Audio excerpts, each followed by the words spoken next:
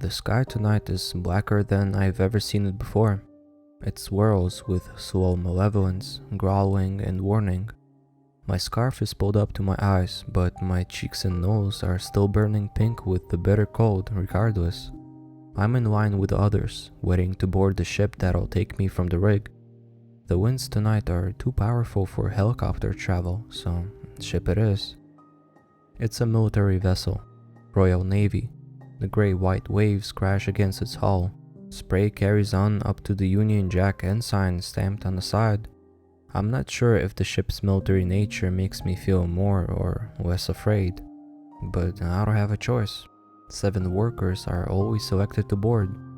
Always. And tonight, I am one of those 7. My name's Reg. I spend alternating months working on an oil rig in the North Sea. The work is not as boring as you might expect, and the pay grade is actually rather good. The boredom is the worst part.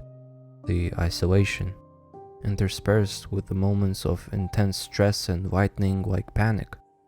We get Wi-Fi on the good days, but it's spotty at best. If you like your YouTube at lowest quality with 20 minutes of buffering time, then the rig is the place for you. There's about 200 of us here at any given time, and honestly sometimes it's kind of nice.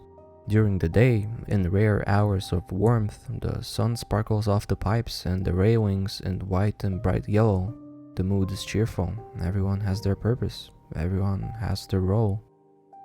Then the other times, you'll find yourself stood on the bridge in the grim hours before dawn, frozen in place as you desperately try to fix the shitty job the engineer before you did on the generator that powers the crane. Made all the more difficult with the torn and battered gloves that limit the motions of your already shaken fingers.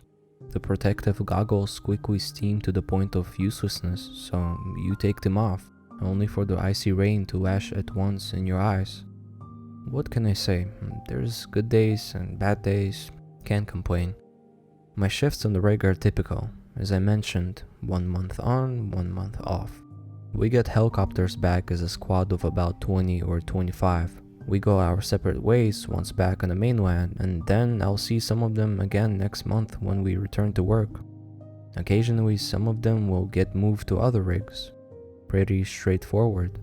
But there's an anomaly, one that I've always wondered about. I've asked around, but no one is able, or perhaps willing, to give me a straight answer. 5 days before the end of my shift on the rig, 7 of my colleagues are selected, randomly or otherwise, I don't know. They are chosen late in the afternoon, told to gather their belongings, and then by night they're gone. Moved to other rig is all I am ever told on the matter, when I actually find someone to give an answer at all. This happens without fail, 5 days before the end of my shift, every shift, and has done since I first began the work earlier in the year. The people that are selected, I never see again. Most times, if I even know them by name at all, they are only acquaintances, but sometimes I've known them personally. I had the details of a man who was chosen 4 months ago, and a good friend of mine, a guy named Figs, was called for the previous assignment, but they both stopped answering their calls. Most of us use crappy phones offered by the company during our shifts on the rig, so it's possible the devices were just ditched in favor of better models upon their return to the land, but still, I can't shake the unease, and I'm not sure why I seem to be the only one concerned. Not that it matters now anyway. Today marks 5 days before the end of my shift, and for the first time, I find myself as one of the workers selected.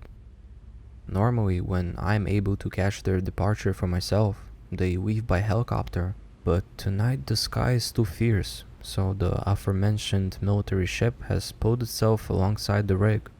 Why exactly our departure has to be on this particular night, why our journey is important enough to warrant a Royal Navy battleship to personally escort us to the new location, I don't know. I ask some of the other 6, my fellow chosen colleagues, but they know just as little. One by one, we are ushered down the line, out of the biting rain from the edge of the platform and into the body of the ship as the storm hammers down overhead. We're led through cold and narrow metal corridors and into a meeting room of sorts, where we awkwardly take the offered seats. The ship groans and churns. The engine rumbles steadily from down below, and two men make their way between us to the front of the room. One walks slouched, his beard and hair are scruffy. Mid-50s perhaps. I recognize him. He makes appearances on the rig from time to time, but he's not a regular lodger, nor do I know his name. He places forms on the desks before us as he meanders from person to person. The other man's pace is measured and deliberate, straight-backed. He turns at the head of the room and takes us all in cool silence. He wears an immaculate white shirt beneath a blue-gray jersey and a naval cap, also in white. It is ringed at the base and visor in sleek black and shining gold, and his shoulders are bedecked with epaulets in the same colors. Once the scruffier man has handed out the last form, he stands in the opposite corner, chewing his tongue as he looks us over. The man in white steps forward. Gentlemen, my name is Captain John Irons, and I am in command of this destroyer. Destroyer? What the hell? Why would a tiny beam of oil riggers need to be transported on a bloody destroyer? I'll get right to it. The forms before you now, if signed, will bind you to the Official Secrets Act. Your involvement in this operation will be entirely secret. You will be forbidden to discuss the operational logistics, machinery, or any self-assumed purpose of the assigned rig, even to the members of your own immediate family. For all intents and purposes, any military involvement in your assignment will be purely extraneous, operating on an ad hoc basis in the event of threat to life weather events. The captain clenches his jaw and scans the room from left to right. You have all been selected for this temporary position based on a combination of factors including your specialist knowledge, your time served, and the results of your personality and psychological assessments. You are welcome to refuse this assignment. If you choose to do so, you will be escorted off the ship and back into the rig where you will see out your allocated time. If you accept the offer, and you must come to the decision in the next few minutes, it is recommended that you spend the journey time reading through your contracts. If upon docking at the signed rig you decide that you no longer wish to sign the document before you, then you will be given a room and confined to your quarters for the duration of your service, and may remain confined for a period of up to an additional 2 weeks depending on the schedule of the ship in question. Is that understood? His question is followed by a strained silence, one which eventually breaks into a series of low mumblings and bewildered nods from the people around me. You should choose to accept. Your pay rate for the following 5 days will be increased tenfold, and will in practice be worth the equivalent of 2.5 months of solid service. My colleagues exchange a series of glances and raised eyebrows. The energy in the room changes somewhat. You will be expected to perform your role to the best of your abilities, of course. The captain continues. And, as discretion is of the utmost importance, to ask as few questions as will allow you to see out your duties. His sharp gray eyes stopped on mine, just for a moment, before flicking over to meet those of the fellow in the corner, the scruffy man who occasionally visits the rig. My rig. A chill passes through me, but I say nothing. I will now ask if anyone would like to refuse the offered assignment and return to the rig. Now is your one and only chance to do so. Nobody moves, nobody speaks. I thought about it, I really did, I swear. This whole thing has me set very much on edge, and this assignment, this offered assignment, this man, this military guy, who the hell is he to issue us job terms and warnings and ultimatums? A part of me wants to scrunch the document into a ball and throw it into his face and march proudly back onto my rig where I belong, but this opportunity to venture out into the unknown, this is some real exciting shit. I don't even care about the money that much, to be honest. I've been given a chance to see behind the curtain, to find out what's so important about our destination. Mysteries have been presented to us, mysteries that demand solving. I have to know. I just have to know. So I stay seated and listen to the dulled roar of the wind through the walls. Perhaps that's how they convince the seven to stay every time. Maybe the money is just so we can rationalize our decisions. A tense moment passes, then the captain looks over our shoulders and nods to someone at the back of the room.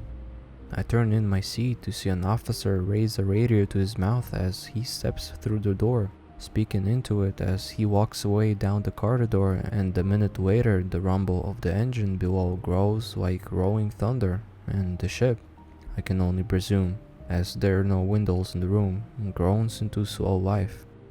The captain nods to us, then to the man at the corner, and takes his leave, strolling away at once.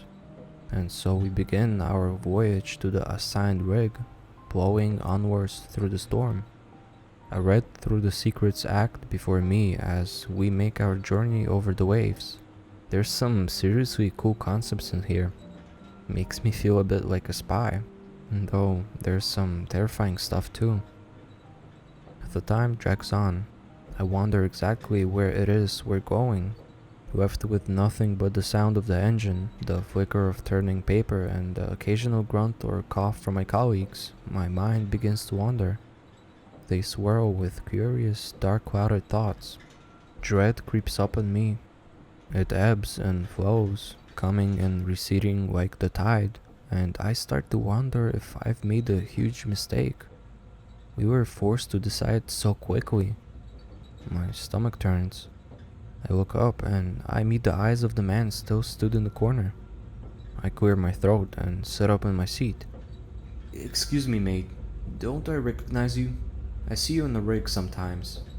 The man is silent for a moment, then scratches his beard. Aye. Work takes me from rig to rig. You ought to have a good vacation, less stormy than most.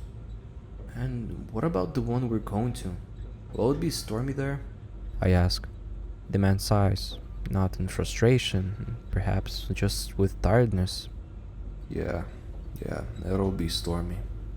The others seem a little emboldened now. The seal is broken and the questions start coming. "Which rig is it? Will any of us have been stationed there before?" No. The man replies. No, you won't have been. This one ain't charted. Officially, it don't even exist.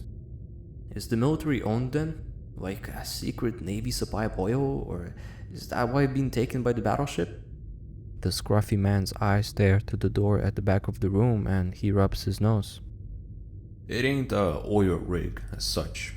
The machinery and the systems will be similar to what you're used to. However, as the captain said, for all intents and purposes, any military involvement in this assignment is officially ad hoc. In the event of emergency, less said the better, etc. "But if it isn't oil?" I ask, my blood, for reasons unknown, pumping fierce. "Then what is it? What's its purpose, and why is it secret?" Silence falls, and the man, in a low voice, replies. Honestly, lads, you don't need to concern yourself with the rig's true purpose, nor do I recommend you try to understand. Please, I don't even know myself, I swear it, and it's better this way.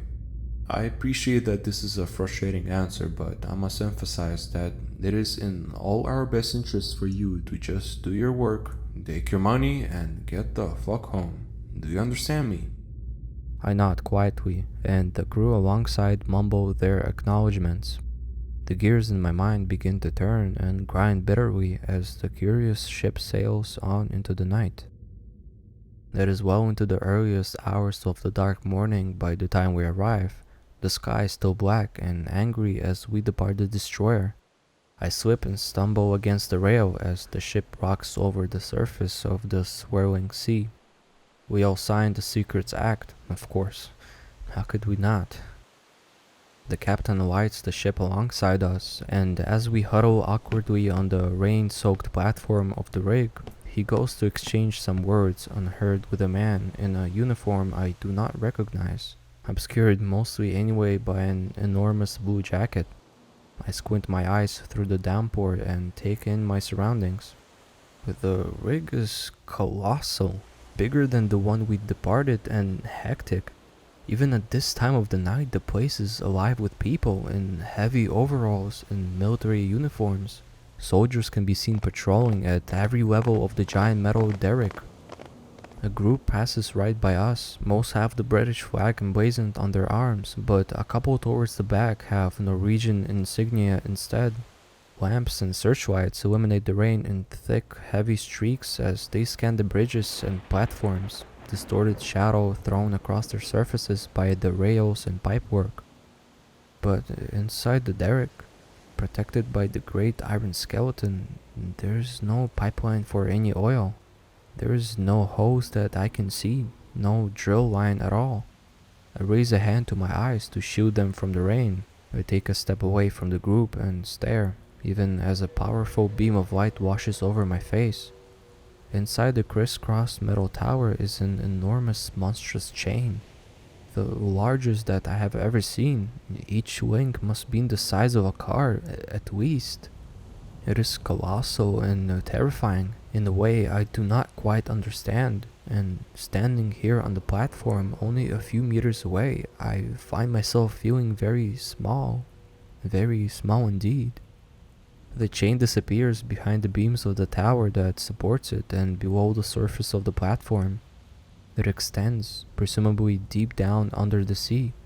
For what purpose, I do not know. I am suddenly slammed into from behind. I stumble in shock and turn to see who pushed me, and a roaming light shows me a man with a hard hat in his outstretched hand, his eyes bloodshot red and shadowed with dark circles.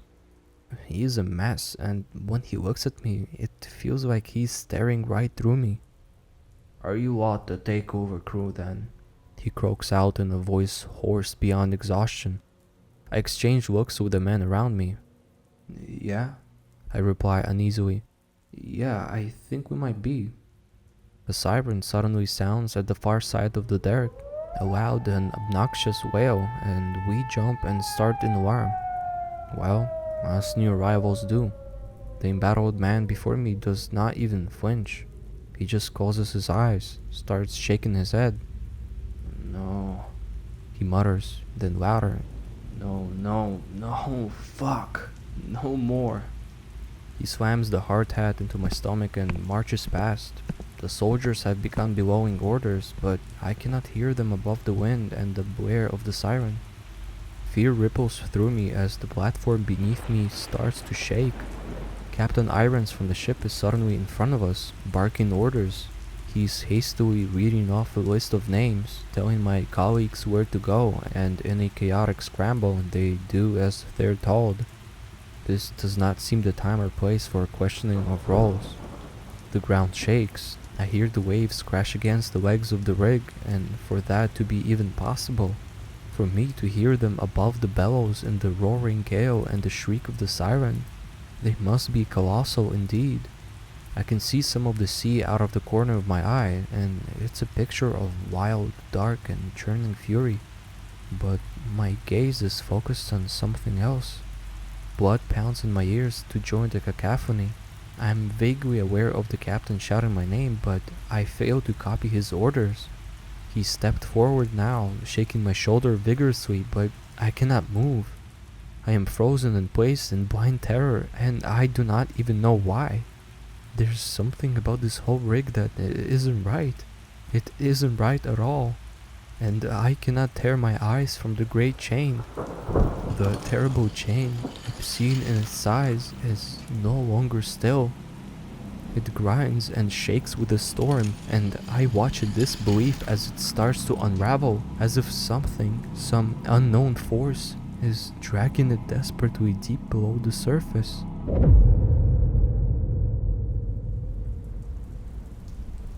The great chain grinds. Its monstrous metallic howl reverberates through the platform that I stand upon with shaking legs. The chain is moving, there's no doubt about it. Something is pulling it slowly down below the surface. I can see a section unraveling. I watch as it feeds reluctantly through a series of monstrous gears from an adjacent, slightly smaller tower. The captain is still shouting into my face. The rain and the beams of passing searchlights wash off the shine of its gold-black visor. His words eventually start to break through the wail of the siren and the rush of the waves and into my petrified daze. Reg. That is Reg, isn't it? Yeah, that's right. The captain's eyes flash and he nods, drawing back a little.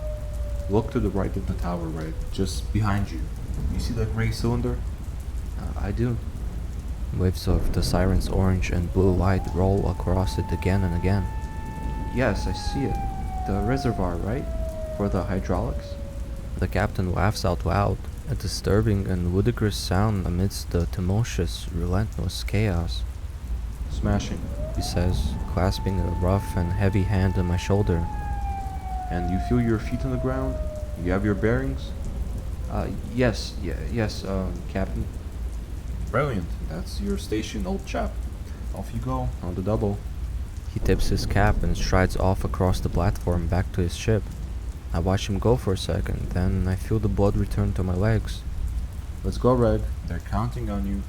I hear from behind. Yes, right. This is my assignment. Here we go.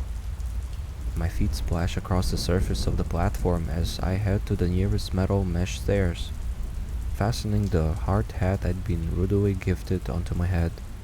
The entire ground is like a rippling mirror, illuminated in flashes of white, of blue, and of orange. As soldiers sprint past me in formation, their shimmering reflections below run with them, distorted by the sheets of rain. My hand slips right off the watery rail as I ascend. I stumble past my fellow workers. I've already lost sight of the 6 I arrived with. They could be anywhere by now. I cross the bridge over to the reservoir. I can see the pipes and tubes to the hydraulic cylinders. Not quite the same as the ones back on my own rig, but similar enough. A sudden crunch from behind has me swear in fear and swivel at once, and through the iron cage of the tower, the massive chain suddenly jolts down, an entire van-sized link disappearing out of sight into the shadows below. Good Christ, what the hell is this place? I mutter breathlessly, cold rain streaking down my face. I fight my way through the storm to the cylinders. There's a team of about 9 or 10, difficult to tell, all swarming around the pumps and control valves. A guy in goggles looks over to me. Hydraulics? He calls through the rain. A great boom of thunder shivered through the sky to accompany the scream of the siren. Fuck yes? I think that's me. Call back. The goggled man nods and points to me a section of cylinder. Open that fucker up, see if it's working. Quick as you can, mate. Jesus. I push through the bustle of my new comrades, adrenaline pumping, and I turn to hastily look through a box of tools for the equipment I'll need to remove the covering. A searchlight beam from afar scans across my immediate surroundings, and I catch a flash of blue coat thrown about in the wind as its owner passes me by, crossing from an opposite bridge. It's the guy the captain was talking to earlier down on the loading platform. I turn to look up at him, drill in hand. It's embarrassing, is what it is. The man in the blue coat says to the officer at his right as he strides past. He stands tall and walks with purpose. 4th siren tonight? Is that a piss steak? This is the kind of shoddy control I'd expect over on the Danish rig, not on bloody UKA. Commander! The goggled man shouts, rain flying from his lips as he stands up straight, and the commander tips his hat to him in return. Status. The commander bellows, back rigid and hands quickly clasped behind his back as the wind drags his coat about his shoulders. I don't have a good look at his face, but I can see a thick white beard whipped around his jaw. No major issue here, Commander, Goggles replies. Hydraulics understood to be clear. Fuck's sake. The commander mutters, casting an eye shrouded in shadow from his visor over my new colleagues. Then what the hell's the problem here? Too much slack on the chain? He turns to the officer to his right. Find out what UKB and the Norwegians are up to. The amount of times I've had to tell no rig to sharpen their shit this month. Bollocks to it. Let's bring this fucker under control. I don't want to deal with a fifth siren tonight. The commander and his entourage clattered their way across the bridge. I watched them raise an arm and gesture angrily to the groaning chain, looking like little toy soldiers beside it as they passed it by. We work on through the night. The rain, eventually, begins to fall back into a more bearable drizzle. The sea calms and starts to settle. The waves against the rig's legs grow decreasingly violent, and the siren, mercifully, cuts out. The chain, too, is steadily, brutally hauled back up through the tower and mechanically re-raveled. Like a fool, I had expected my shift to end there, for me to be allowed some desperately needed rest, but I was mistaken. My shift continued on through the night. It turned out there had been a minor fault with one of the hydraulic systems after all, but since the siren had ceased and we couldn't work out if this particular malfunction had been responsible or not, we agreed collectively not to mention it. It was not until the silvery light through the clouds above suggested that the sun had risen that I was dismissed. Like a zombie, I marched to my assigned dorm and collapsed onto a narrow bed against the wall and fell at once into a welcome and total sleep. I was the first one to awaken. My bunkmates were all still snoring away. I rubbed my eyes and break my legs over the side of the bed, gently cracking the joints in my arms and my back. A clock on the wall tells that it's 12:20 p.m. 5 hours of sleep. Great. I run a hand down my face, but I actually don't feel too bad. A piece of paper taped to the wall below the clock tells me that Hydraulics Team B are expected to return to work at 1:30. I'm assuming that one's mine, based on the accompanying time that we were dismissed. Someone has scrawled across the paper in pencil on the margin. It's today's date along with the commander's orientation, 13:15. I quietly opened the door, and after a quick splash of water to the face, a change of clothes, and an admittedly rather gross brush with a borrowed toothbrush, I decide to use my spare hour to look around the rig. The weather has calmed, and whilst the sun is not exactly shining, it's pleasant enough, for now. The rig is just as busy as it was last night, but the air of panic has dissipated, thankfully. During my walk, I encounter one of the 6 from my previous rig, and we shoot the shit for a few minutes. I learned the location of the lockers where our belongings had been deposited, and immediately regret my decision to use the toothbrush of the unknown soldier. It's remarkably easy to tell which workers on the rig are new arrivals, and which have been here for longer. You can see it in the lines of their faces, in their eyes and expressions, the way they carry themselves. The soldiers, however, are unreadable. I ponder their purpose as I make my way through the inner corridors of the rig's hub. If you walk like you have a clear direction in mind, you typically won't be bothered, I found. I'm intrigued by what appears to be a small library nestled within the walls. A cluster of shabby bookshelves hold a range of battered books. There's some maps here too, of the North Sea and of the rig itself, taped to the wall. It's as I'm studying one of these maps when something catches my eye. A word scratched deliberately into the metal of the wall alongside. It's not obvious, but now that I've seen it, I can read it as clear as the day. Figs, it says. Figs. A brief but sharp surge of adrenaline passes through me. Could this have been carved by Figs himself? By my friend? The very friend who was selected as one of the 7 for this rig the last time? It must have been, surely knowing that he was here sets me grinning and I shake my head in disbelief. Why would he carve his name into the wall? I look around the room. I undo the tape of the adjacent poster and peel it back, but there's nothing but blank wall behind me. After a moment of consideration, I grab a hold of the little bookshelf directly below the scrolling and grunt with effort as I push it to the side. And sure enough, hidden behind against the wall are a series of further carvings. I'm not sure why, but I feel compelled to shut the door to the library room, so I do so before squatting down to study what has been written. There's a number carved here, 41-1-34. A date perhaps? Not like any date I've ever seen. Maybe it's a military system I'm not familiar with. There's also a drawing, a crude one. It looks like a little square about to be devoured from beneath by a larger, bizarrely Pac-Man-esque shape.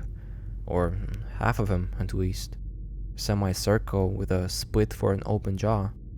It's literally just a bunch of lines carved into the metal, but it unsettles me in a way I can't explain. Next to the drawing is the phrase, "Don't trust Potter," in capital letters. Potter? Who the hell is Potter? The sounds of footsteps in the corridor beyond bid me grab the bookshelf and quickly drag it back into place. Workers push through the door and I nod to them upon my exit before they have a chance to ask me what I was doing. 41-134. Don't trust Butter. A drawing of a semicircle and a square. They all mean something. I'm sure of it. Figs left them behind. I know he did. With only 10 or so minutes left until the scheduled briefing by the commander, I decide to dwell on my findings on the rig's largest bridge and an excellent vantage point for views of the surrounding sea. I can see a few battleships dotted around in the distance from here. One of them could well be the destroyer belonging to Captain Irons. I can also see another 2 rigs like this one spread out in the distance. And if I squint, I can just about to make out the rough form of a third, far against the grim horizon. There's a guy stood nearby eating a sandwich. First person I've seen since arrival, not actively engaged in a task of some kind. He seems in decent spirits, but his eyes are glazed and tired. He nods at me and I nod back, then he gestures to the faraway rig with his sandwich. "That's the Norwegian rig," he mumbles. "No rig, they call it."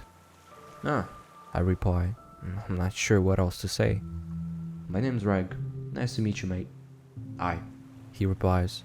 "You too, pal. Dan. Anything you can tell me about the chain, Dan?" "What chain?" he asks, and I furrow my brow in confusion. I'm about to gesture to the colossal metal links held in the tower when he chuckles at me. "I'm just screwing with you, mate. I know what you mean, but I don't have any answers for you, I'm afraid. No bloody clue. They're keeping something locked down, that's all I know. It moves with the storms." He looks out at the sea, and it's always stormy here. "You been here long?" 10 days. I'll be done in another 4. Second time they've assigned me to the rig." To my surprise, I felt a flood of relief. So people do come back from the rig then. And of course they do. The idea that they wouldn't. I silently brand myself a fool. Of course people move on from here. Why wouldn't they? "Second time?" I ask. "How long was your first shift?" 5 days. They keep trebling your pay with every subsequent return, apparently." He takes another bite, chews thoughtfully. "And the man needs it." "So, what's up with the military presence?" He shrugs. "Who knows? Keep the Russians away, perhaps? Whatever they're up to here, it's important shit, clearly. I mean, look at all this." A trio of helicopters flies overhead as he spreads out his arms. I watch them pass. Yeah, maybe. I shift on the spot and think about what I saw scrawled on the wall. Would it be unwise to bring it up to this guy? To Dan? Screw it. "You know of anyone called Potter, Dan?" He gives me a strange look and pauses. "No," he replies. "Can't say that I do. Though I only work on the uppermost deck, so my pool of acquaintances is relatively small. The military police here are nicknamed the Plotters, if that's of any meaning." No, but thanks anyway." He eyes me again, his expression changing, and he stands up straight. "You know, you ask a lot of questions, Reg. To be honest, I'm wondering what you're even doing here. They don't normally send blokes like you. Not in my experience." I laugh awkwardly, but Dan does not return the laughter. He just holds my gaze for a tense moment, then shrugs and looks back out to the sea. "I guess your skills are just in demand right now," he mutters. Realizing the time, I thank the guy for his conversation and head down to the briefing by the commander. I'm cutting it fine, but thankfully I'm not the last to arrive. He doesn't say much, really. Just gruffly goes over some basic logistics, highlights important duties for the day, and officially welcomes us to the rig. It's not a particularly cheery welcome, nor it is particularly interesting. He mentions that we will all be subject to a lengthy debrief in Norway upon the end of our service, and then there's something else he says, something that stands out, something I dwell on well into the day. Whatever you may hear, He says, scanning the room, one eye bright and shining like polished brass, the other blinked, a scarred white-gray. whatever you may see, it is suggested that you push that shit aside and save it for the debrief. I would remind you that the British government takes dissension from the Official Secrets Act very seriously, very fucking seriously indeed. His eyes meet mine. As do I, and I'm worse than those fuckers in London, I can assure you. The tension holds the air still and thick and heavy. Then it breaks away like ice with a sudden clap. The commander nods and gestures to the door, and it's clear that the meeting is over. My day is uneventful. I learn little else and make no mental progress on the mysterious scrawlings, presumably left by Figs himself. My shifts are broken up into 6 hours on, 6 hours off. Rough. And it's nighttime when it gets the rougher. The rain returns, the swirl and seethe of the storm, as if it's angry about the rig's very presence in its waters. I shiver as I check the lights on the enormous control valve before me. The tension now is palpable, far beyond anything I experienced in the commander's briefing. This is something else. No teeth are set, every pair of eyes itching to glance up at the silent siren. Soldiers and workers alike all on edge, waiting, praying that the siren doesn't go off. The impending potential shattering of the peace is perhaps worse than the shattering itself, and eventually, of course, it does. The siren cuts through me like a knife, and the world of metal around is cast in glows of orange and blue, all along the bridges, the rails, the metalwork and the gears, the multitude of platforms and the giant, towering derrick skeleton, and the chain groaning inside. The chaos returns. It's stressful beyond words, but the problem, wherever it came from, is after 15 minutes or so, fixed, and the siren stops. We breathe a collective sigh of relief as the brutal orchestra of our tempestuous domain cuts us some slack. For a while, because after another tense hour, it sounds again, and then after that, it sounds again. I feel sick. This is relentless. Is this why they were so desperate to get us here? Because the previous crew were literally fit to collapse? But this time the siren does not stop. It just keeps on wailing, screaming its distress out into the night. Fuck, it's so fucking loud. The frustration we feel grows into anger which quickly breaks down into shivering nerves and then melts further into cold fear. Why won't it stop? Where's the commander? The guy in charge of our section, Goggles as I've nicknamed him, removes his helmet and runs a hand through his hair. Again, He shouts. check through it all again. Have we missed anything? The chain jolts. To my horror, it swings slowly to the side and crashes into the side of the metal tower that contains it, the vibrations of the shock thundering through the entire rig. Oh hell. Goggles bellows in dismay. Where's the fucking commander? And then there's another noise, a boom that ripples through the air from the distance. I rise on shaking legs and lean over the rails, looking through the rain out to sea.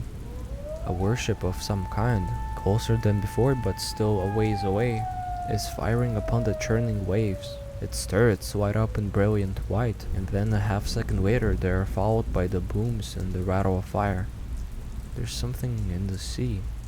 More ships are coming round through the haze, and I can see them. I can see their lights, and the water between them shifts and swells in ways that don't make sense. The dark waves rise, colossal. I wipe the rain from my eyes. I can't quite make it out. And I realize everyone is distracted. distracted by the light show out at sea. The workers have shifted away from their stations. I can see all around. If I'm going to look for answers, the time is now. So I seize the moment, and with a quick look behind, I sprint away through the shadows of the rails. Keeping my head low, I make brisk pace down the shuddering stairs. I cross the platform, trying to look like someone who has a clear goal in mind, and I'm about to push through the central hub of the rig when 4 helicopters fly out overhead. My mouth drops. To fly in this? They must be insane. But they're carrying something. Between the 4 of them, they're carrying a length of the colossal chain. The same type as held in the tower, and weighed down at either end by what I'm presuming must be massive gargantuan anchors. I know I shouldn't be wasting my moment, but I can't help but watch as they fly out to sea, illuminated fleetingly in the glare of the warship fire, and then they hover in place as much as they can, given the weather, and the chain is released.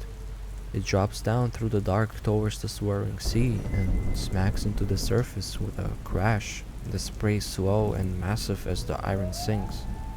Blood pumping, I turn and push on into the hub. The map I saw in the library I recreate as best as I can in my mind, and I orient myself. I head to the staff quarters. I march with purpose past the groups of hurried soldiers, carefully not to make eye contact. And at the end of the corridor I find what I'm looking for. The map in the library had it marked only as a door, with no room beyond, but that was impossible. And sure enough, there's a room here, shrouded in darkness. Filing cabinets lines the walls. There's a desk attached too, empty except for a bottle of vitamin D tablets. But this is good. Filing cabinets. Personnel files in here, perhaps? Maybe I can find information on Potter, or about the chain? I know I'm an idiot. Most would just take the money, keep themselves to themselves, and go home. That's presumably why they get selected, but I'm not one of them. I'm just not. I run a hand over the cabinets, all locked, of course. Curious steel padlocks are attached to each and every door, all in pattern of 00000. A light bulb goes on in my head. I recognize that pattern. It's the same as the number Figs wrote on the wall. 41-134. Alright, fuck it, I muttered to myself, cracking my knuckles before setting to work. Starting with padlock number 1 and working my way down, then across. Don't fail me now, Figs. I work fast, and I can't be more than a few minutes, but the time feels like it drags on. I'm expecting to be rumbled at any second for some officer to barge in and arrest me, but they do not. And on cabinet number 7, the padlock snaps open. I grunt with desperate glee, dragging the door open and rifling through the folders and files within. I grab a handful of them and drop them onto the desk, flipping them open and trying to absorb as much as I can. I don't really want to stick around. Frustratingly, the files aren't arranged alphabetically. There doesn't even seem to be any coherent order at all. There are pages and pages of reports, some with notes scrawled across in pen or black redacted bars stamped over them. All drilling operations at Site Erskine-3 to cease immediately. Report to Commander Cleese, December 1986. I flip through another. I'm careful not to let the rainwater drip from my face onto the paper. Urgent. Redirection of UK nuclear program. Trident. Budget to Erskine-3 discovery. 17-18% recommended. Pending. January 1987. I don't have time to take in all the text. I just absorb what I can. Personnel to be assigned to new rigs UKA plus UKB for no longer than periods of 2 weeks maximum. Standardization with Norwegian and Danish rigs NO plus DA recommended. Greater personnel numbers suggested during winter months. Entity's true nature to remain at highest level of classification. I expel a breath of air from my lungs in a cold and unwelcome burst. Entity? I lift the file up towards the room's sole source of light. It flickers as the wind howls outside and the siren blares. A scrap of torn brown paper falls from amidst the file and lands on the desk. My heart pounds as I pick it up and read it through. It's a segment of a poem, handwritten in fine ink. Alfred Lord Tennyson, 1830. It says in the top, "Below the thunders of the upper deep, far, far beneath in the abysmal sea, is ancient, dreamless, uninvaded sleep." The paper is torn and the poem ends here. It is almost like I'm watching myself from above as I stuff the papers back into the file with pink-tipped and trembling fingers. As I slam them back to cabinet and remix the combination in the lock, and stride pale-faced and stomach lurking back through the corridors, I realize that I have made a terrible mistake. I should never have agreed to make the voyage here. I should never have signed the Secrets Act, and I should never have allowed myself to get caught up in this madness. The entity's true nature. The entity! Don't panic. That's all I can tell myself as I return into the storm. As the rain batters renewed against my head and my back, as the lightning flashes, and as a terrible and alien roar sounds out over the sea. It stops me in my tracks.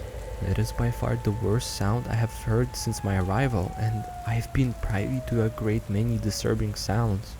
It echoes down over the writhing waters and up into the swirls of the sky, and a great, jarring force from below suddenly throws me to the ground.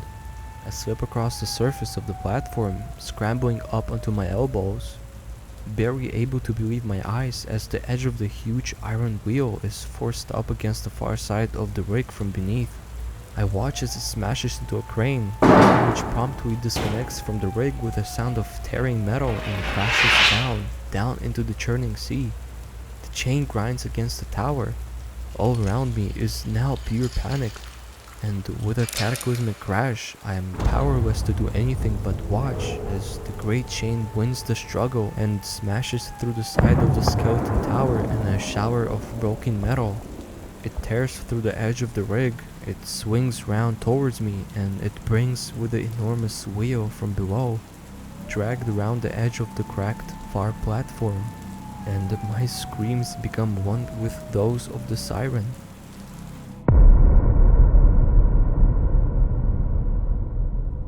My screams become one with those of the siren, and a pair of rough hands grab me by the back of my jacket.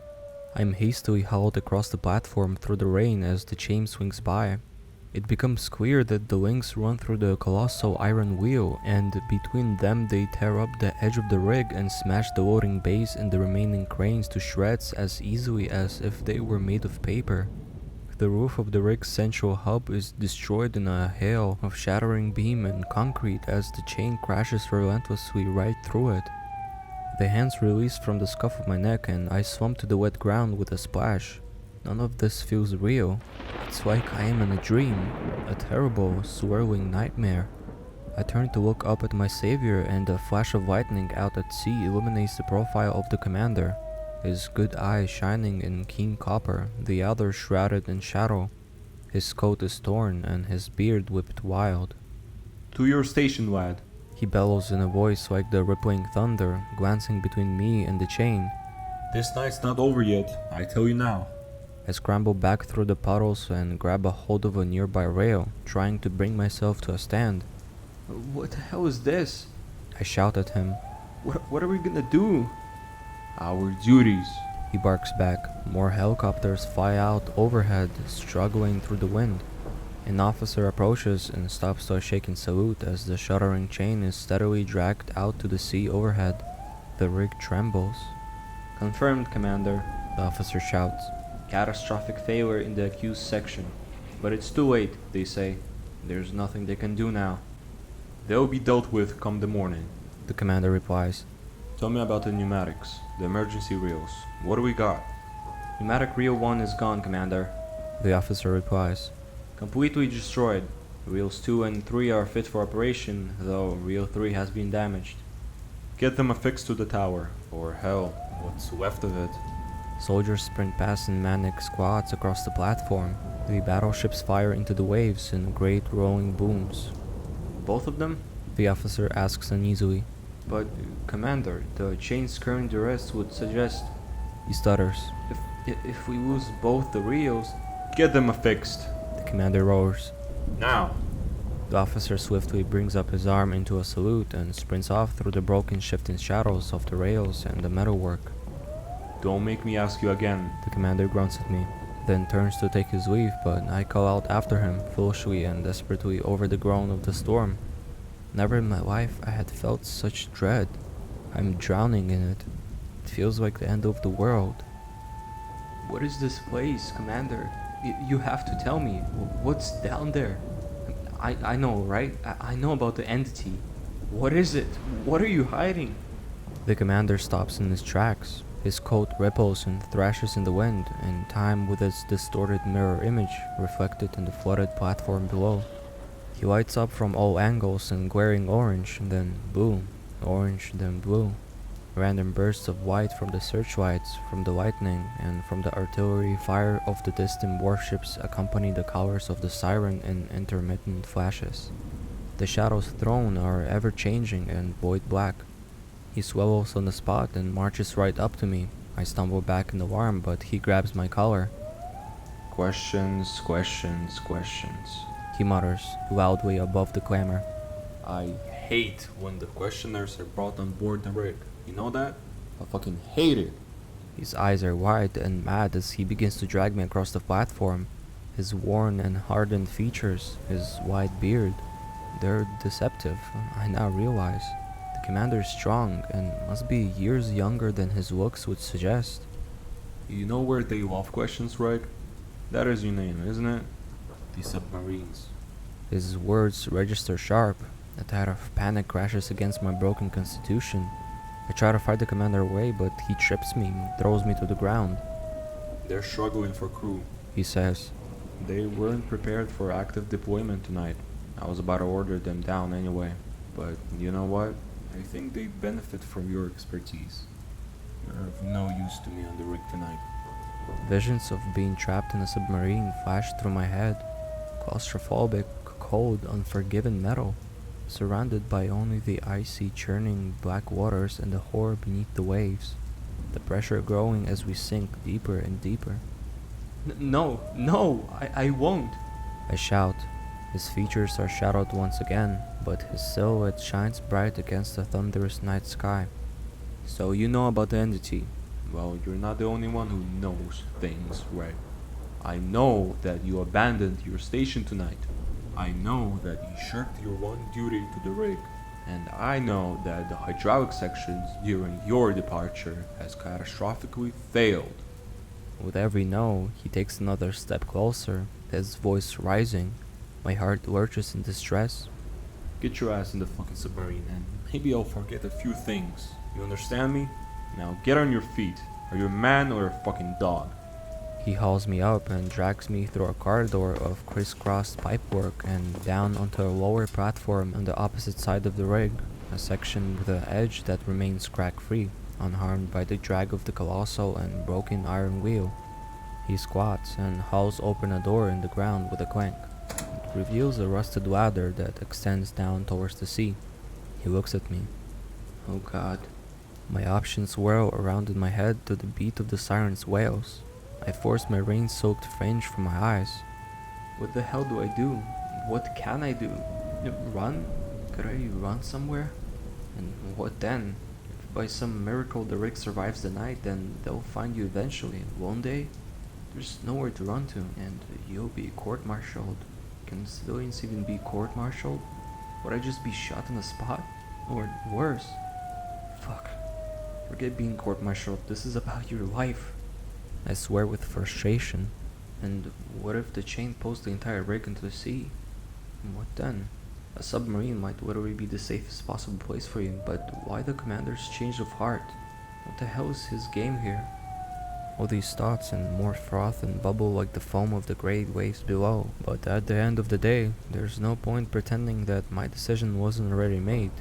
In times of intense stress, chaos, and disarray, when your options are as complex as mine, it is just easier to simply follow the orders of the person in charge.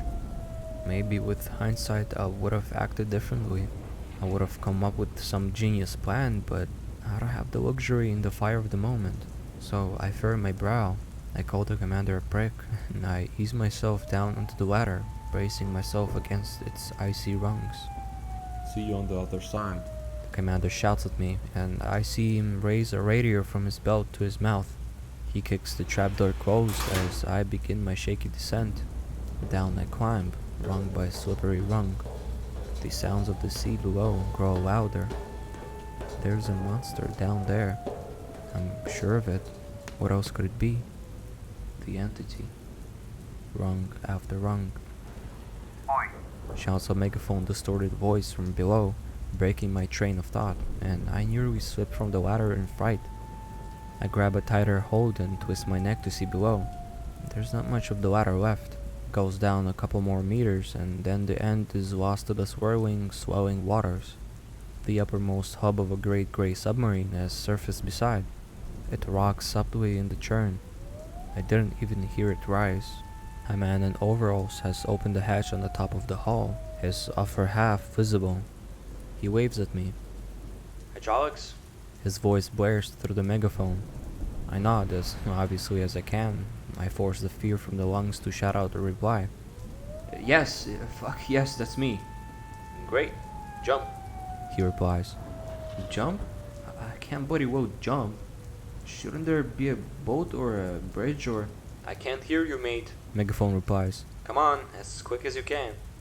I banged my head against the ladder in anguish, but before I can psych myself out any further, I use the adrenaline to the best of my ability, powering down the remaining rungs of the ladder, turning, calculating, and I push myself off.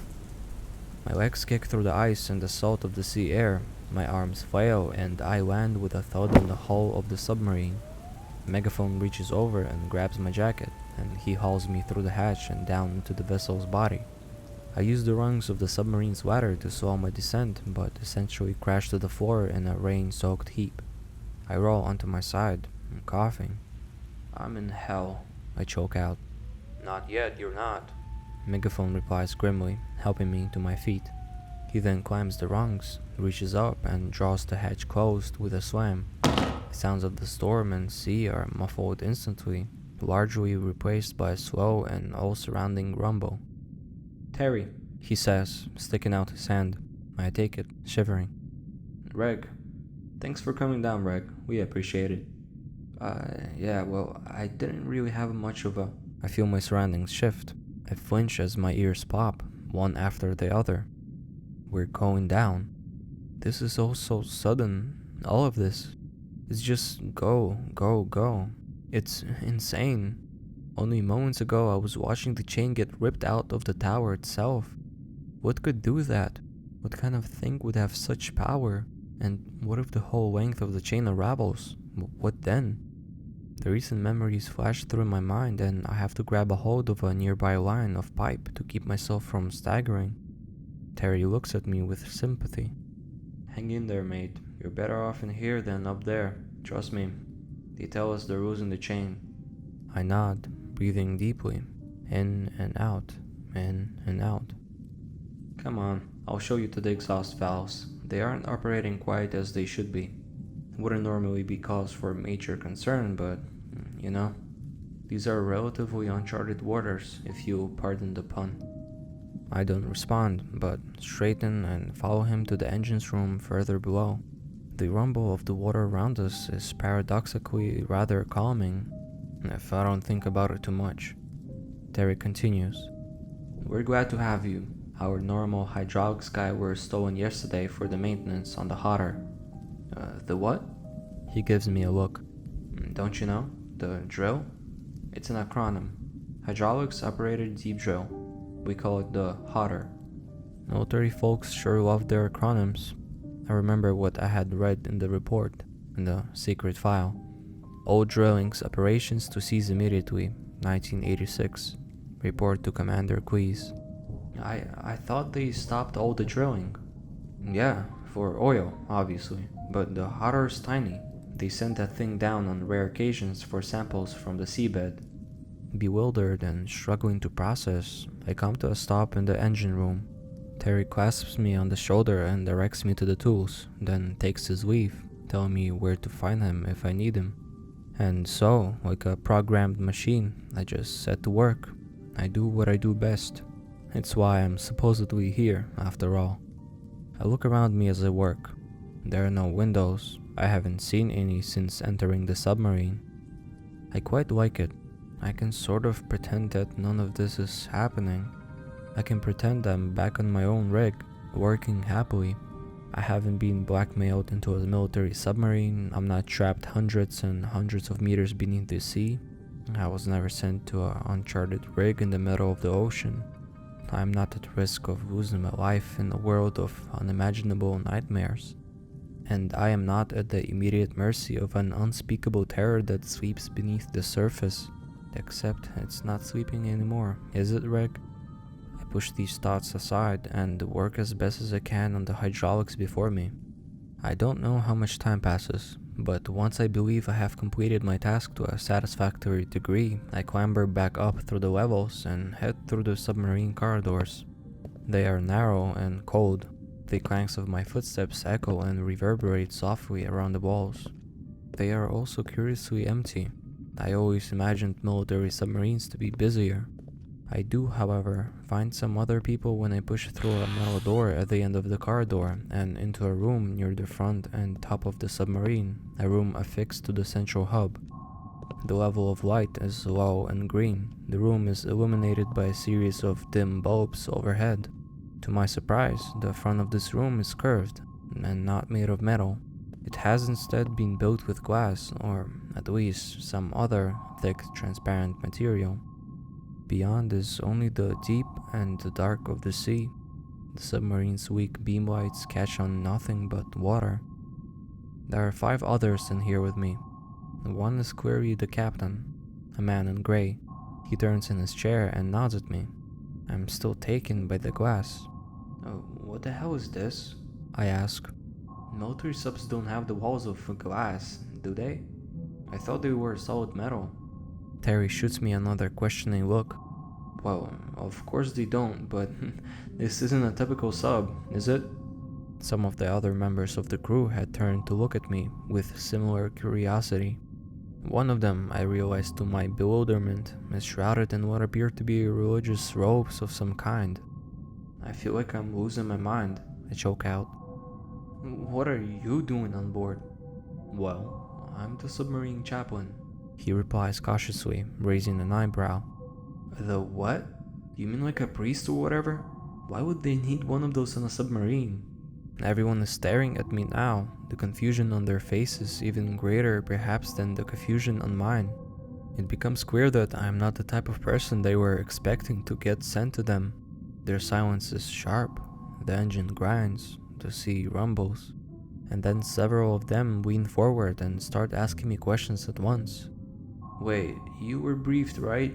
You've done the exposure training? Do you know about the entity, right? Did you even get the psychological assessment? No, I stammer in return. I really don't. I just wanted to... Fuck. The man in gray shouts suddenly, running his hands through his hair. Who the hell sent you down here exactly? The commander did, I reply with frustration. For fuck's sake, what the hell is his problem? This is fucking insane. You shouldn't be here. I know, I splutter out and retort. The chaplain steps towards me. He takes my hands in his and speaks earnestly. Are you religious, son? Are there any spiritual convictions you feel comfortable drawing from? Not really, no, I reply. Look, if someone tells me what's going on, I would really appreciate it. Is there a passage from the Bible I could read out for you? Something to help ease your soul? The chaplain asks. I pull my hands away and grimace. I'm sure he's only trying to be helpful, but to be honest, his presence here is freaking me the fuck out. What kind of submarine needs a chaplain? I don't even know any Bible passages. Not really. I know a couple, maybe. The classics. In the beginning, God created the heavens and the earth. From dust we came, and to dust we shall return. The Lord giveth, and the Lord taketh away. He sure does. I mumbled this last passage out loud. The chaplain nods at me. Yes, The Book of Joe, Chapter 1. A work of true literary prowess. Alfred Lord Tennyson himself called it the greatest poem of ancient and modern times. Alfred Lord Tennyson. Where have I heard that name before? The gears turn in my head. I can see before me so many pieces of the puzzle in my mind's eyes. I just cannot fit them together. The eyes of the crew bore into me as we stand together, casting the grim green glow of the submarine's luminescent bulbs.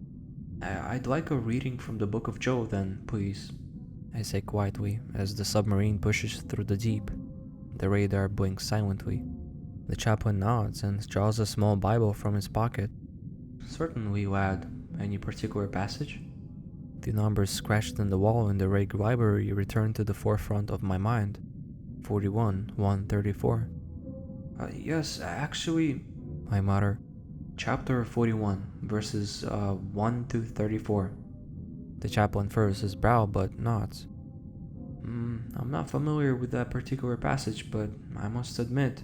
He thumbs through the pages, and as he scans over the lines, he pauses and shoots me a look. I hold his gaze, and perhaps reluctantly, the chaplain begins his reading. His voice is deep and somber, every word a wave upon the rocks. Can you pull in the Leviathan with a fishhook, or tie down its tongue with a rope? The atmosphere in the room tightens at once, but the chaplain licks his teeth and continues uninterrupted, the cadence of his speech like dark drums drawing us down into the deep. Can you put a cord through his nose, or pierce its jaw with a hook? Will it keep begging you for mercy? Will it speak to you with gentle words? Will it make an agreement with you, for you to take it as your slave for life? Can you fill its hide with harpoons, or its head with fishing spears? If you lay a hand on it, you will remember the struggle and never do so again. Any hope of subduing it is false, the mere sight of it overpowering. None are fierce enough to rouse it. Who then is able to stand against me? Who has a claim against me that I must pay? Everything under heaven belongs to me. The chaplain's chest rises and falls in time to the beat of his words, but I am not audibly aware of his drawing in of any breath. He dutifully reads on through the verses. When it rises up, the mighty are terrified. They retreat before its thrashing. The sword that reaches it has no effect, nor does the spear or the dart or the javelin. Iron it treats like straw, and bronze like rotten wood. His reading brings to me nothing but distress, and I can see his distress reflected in the faces of crew around me, their features caught in the shadows of the rippling green, but they can no more ask to stop him than I. It is hypnotic. The chaplain goes on, but as sure as the night must fall with the sunset, he too must eventually draw to a close, and he does so with a voice that shudders and ripples down through my core. Nothing on earth is its equal, a creature with no fear inside. It looks down on all that are haughty. It is king over all who hold pride. Shapes emerge through the darkness ahead. The external beams of the submarine reveals a section of the great chain through the murk, and I watch as we drift past it. There is energy in this place, in this submarine, in this secret world beneath the stormy seas. I drop my gaze to meet the eyes of the captain, the man in gray. Please, just tell me. I whisper. Tell me about the entity. A beat passes. The man in gray turns his back to me and looks out in the water, adjusting the submarine's course. But he replies. The entity was discovered by the oil drills in 1984. He says somberly. We don't know what it is, to be frank. Nobody does.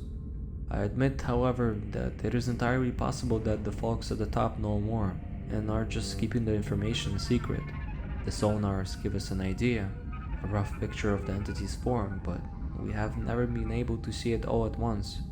We believe it to be a sweep, but it's always churning, ever-changing, writhing in the deep. A shiver passes through me. The man in gray speaks on.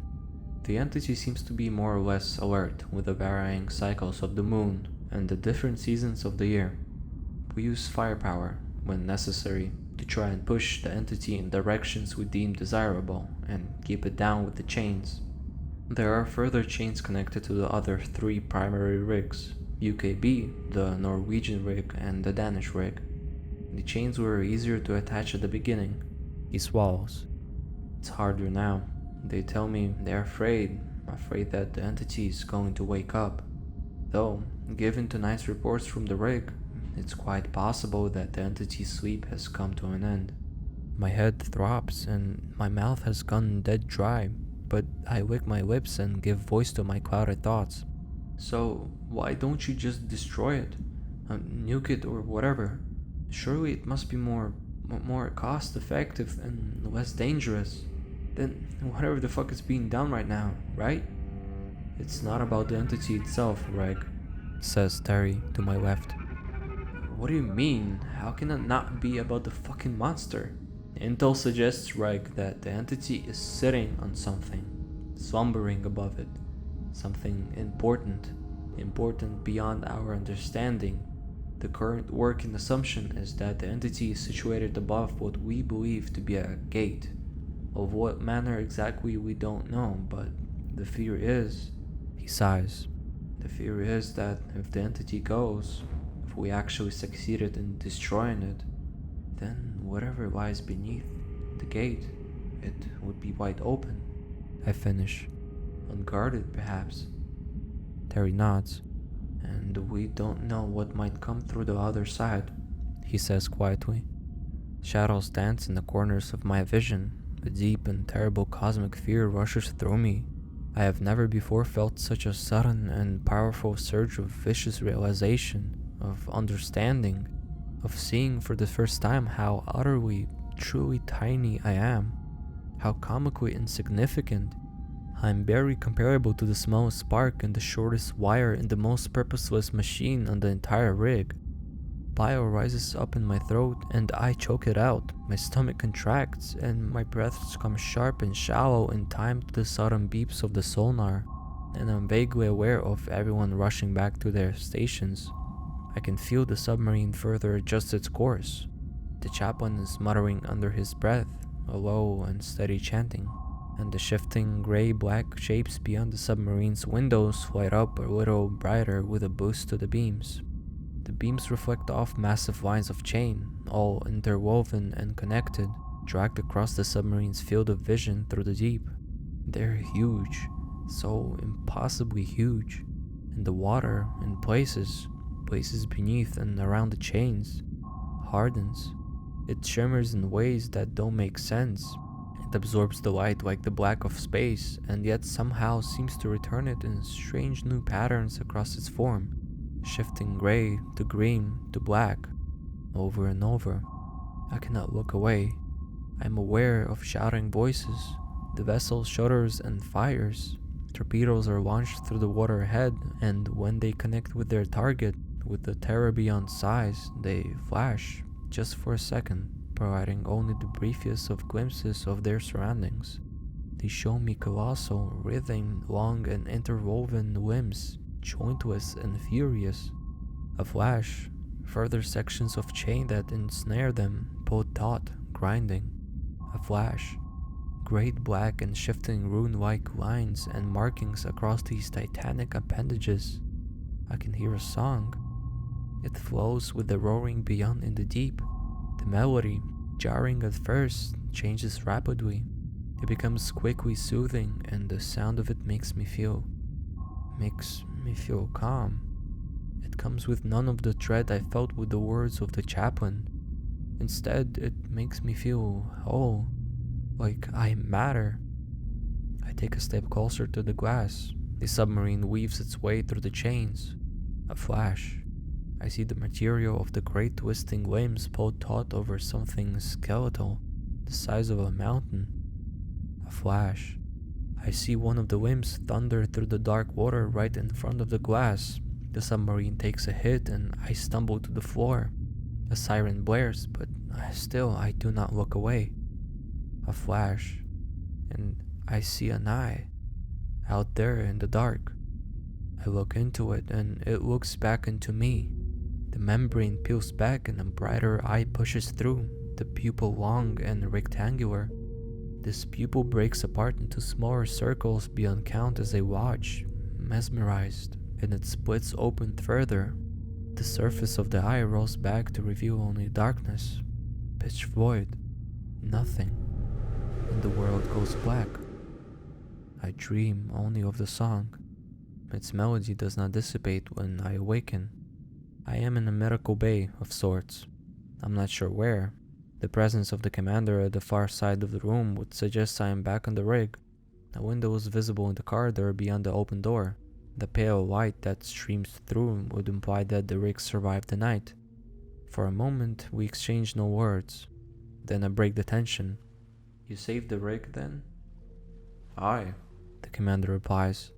My head spins, my joints ache like hell, and the song is still playing. You found a way to calm it? The entity? There's always a way, the commander replies grimly. His eyes do not leave mine. He clenches his jaw. Another pause, then, Thank you, I whisper. The man's eyebrows shoot up. His surprise at these words is clear. Thank you? He repeats. And why the hell would you be thanking me? You knew I wanted answers, right? I reply with a weak grin. But you weren't able to tell me directly. That's why you sent me to the submarine, so that I could find some? The commander chews his tongue. He does not return my grin. Is that what you think? He replies quietly, his voice strained. A flicker of emotion passes over his face. Regret, pity, or perhaps guilt? He turns away. You seem like a decent guy, Reg, he says to me. I'm sorry they sent you here. Show him, and I'm sorry I sent you down to the submarine. In the state you were in last night, you would have done nothing to the rig but drum up further panic. And whilst the failure of the hydraulic section cannot be placed entirely on your absence, we do not know how the night might have unfolded if you had remained at your post. I swallow. The sound of the song fade momentarily. Did anyone die last night? I'm not sure if I even want to know the answer, but my compulsion for information bids me ask regardless. The commander sighs. 14 from the rig, and we lost a destroyer. The copters are still plucking survivors out to sea. A destroyer? They lost the entire destroyer. I try to imagine the chaos that took place in the waters whilst I was beneath the surface in the submarine. How did it go down? Did the entity breach the surface? Was the warship torn in half like a toy? Smashed into pieces by a length of rogue chain? Crushed into shrapnel to the drums of the hammering thunder? I wonder if it had been Captain Iron's destroyer. I wonder if he made it out alive. There's no way my absence was responsible for the destruction of the tower, for the damage caused by the chain. There's no way. There's just no way. I was a part of a team of about 10 others. I couldn't have had that much impact. There's just no way. But still, these rationalizations do little to ease the guilt. The song helps. It returns. It soothes me. The commander tips his cap, his expression grim, and makes to depart, but he pauses at the door and turns back to me one last time. Reg, he says, do yourself a favor. Just keep your head down, do your work, and take the ship to the debris in Norway in 3 days' time. His good eye shines with sorrow before he turns to leave. And quit snooping around. I know you were in the backroom cabinets. If I catch you in there again, I'll throw you overboard. An attempt at a joke, I think.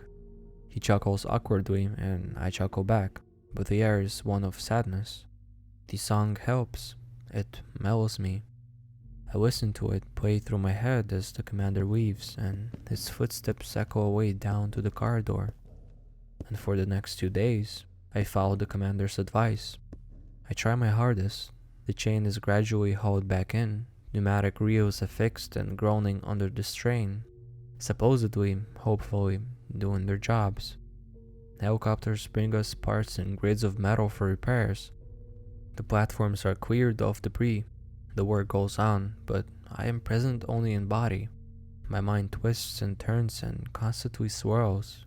I dwell upon the mysterious scratchings left by figs on the library wall, the true nature of the entity, the things I heard and saw in the dark beneath the icy waves. I think about the files, locked away. I know the combination. I could go back. I could try and learn more. The gate. I could try and find out what lies beneath the gate. I wonder how they managed to stop the entity, if it's truly awake, and the song just keeps playing. I find myself humming along to its haunting melody.